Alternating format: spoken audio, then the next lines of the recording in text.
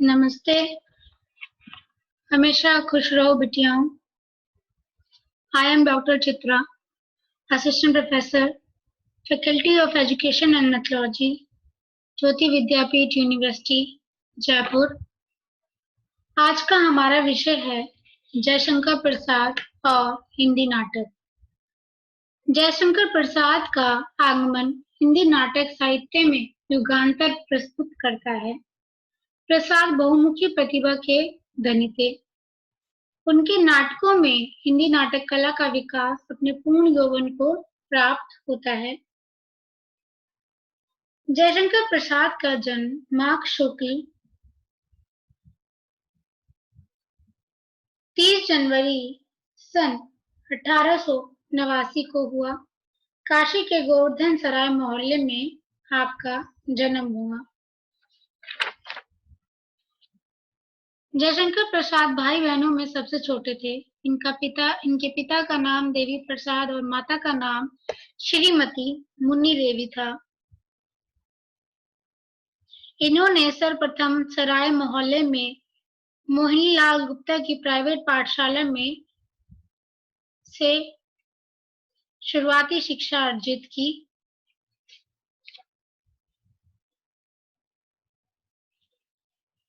प्रसाद जी ने 13 नाटक लिखे हैं, जिनमें से 3 नाटक पौराणिक काल के हैं, 8 ऐतिहासिक नाटक हैं तथा 2 रूपकात्मक नाटक हैं। इसके अतिरिक्त प्रसाद जी ने 3 और नाटक यशोधर्मदेव, अग्निमित्र एवं इंद्र लिखे, जो कि अधूरे ही रह गए।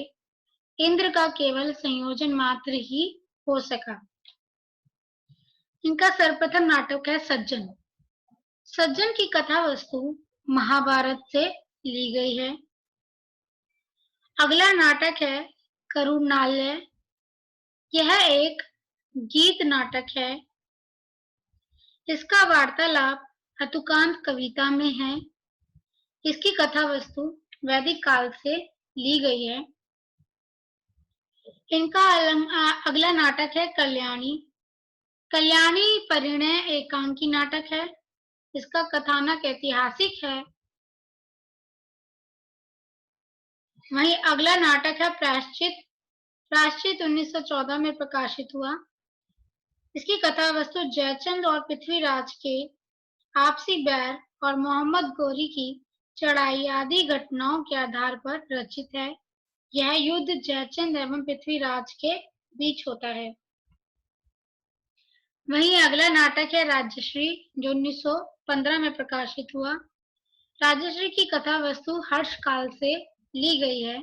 यह प्रसाद जी का प्रथम ऐतिहासिक नाटक है। अगला नाटक है विशाख, जो 1921 में प्रकाशित हुआ।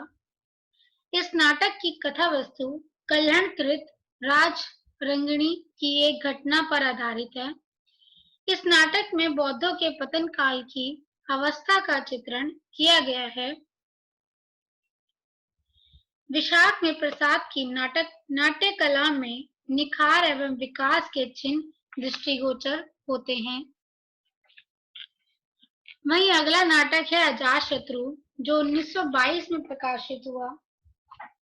अजातशत्रु नाटक में 4 राज्यों की कथा एक साथ चलती है। अगला नाटक है कामना, जो 1923 से 24 में प्रकाशित हुआ।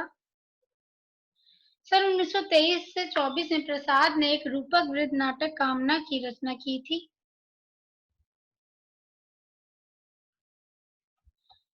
अगला नाटक है जन्मेजय का नाग यज्ञ। जन्मेजय का नाग यज्ञ यह नाटक 1925 से 1926 में प्रकाशित हुआ। यह एक पौराणिक घटना पर आधारित नाटक है।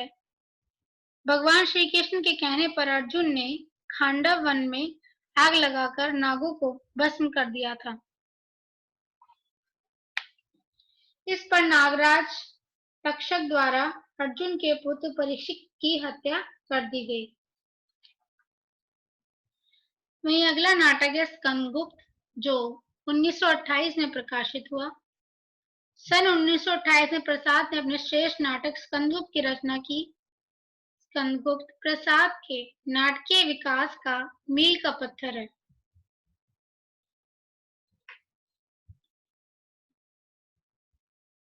अगला है एक घूंट 1929। एक घूंट हिंदी का प्रथम आधुनिक एकांकी है। इस नाटक में प्रसाद जी का आनंदवादी दर्शन प्रकट हुआ है।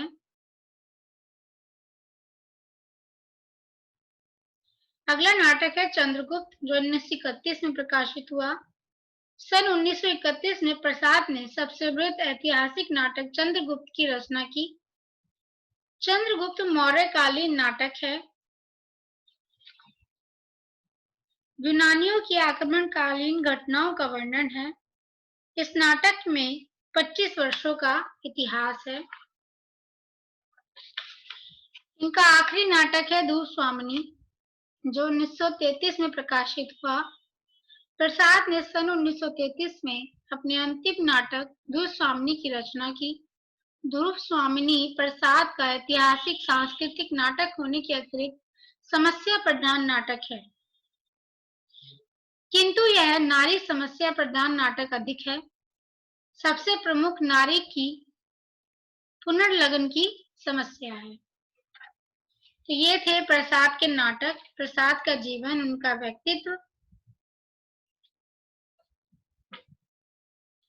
This session is powered by digital version 2.0, Jyoti Vidyapeeth Women's University.